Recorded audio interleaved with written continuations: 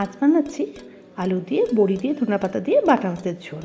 প্রথমে বাটা মাছগুলোকে ভালো করে ধুয়ে হলুদ লবণ মাখিয়ে এগুলোকে ভেজে নিতে হবে।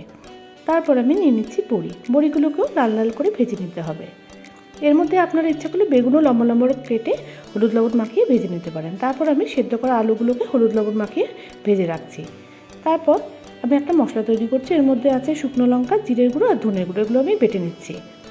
আপনারা যে যেরকম ঝাল খাবেন সেই হিসেবে দেবেন। তারপর দিয়ে দিচ্ছি কালো জিরেগুলো ভাজা হলে এর মধ্যে দিয়ে দেবো আমি মশলাটা, জিরের গুঁড়ো, ধনের গুঁড়ো আর শুকনো লঙ্কা দিয়ে যেটা বাটা ছিল।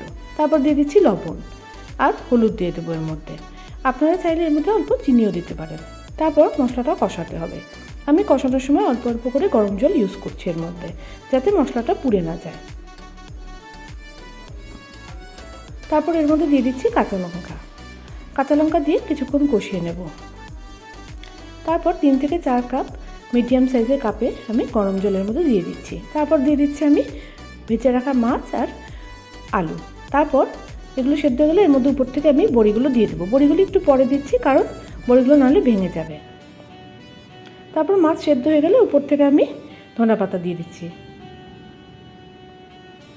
ধনেপাতা দিয়ে বেশিক্ষণ ফোটানো যাবে না, তাহলে ধনেপাতার ফ্লেভার থাকবে না।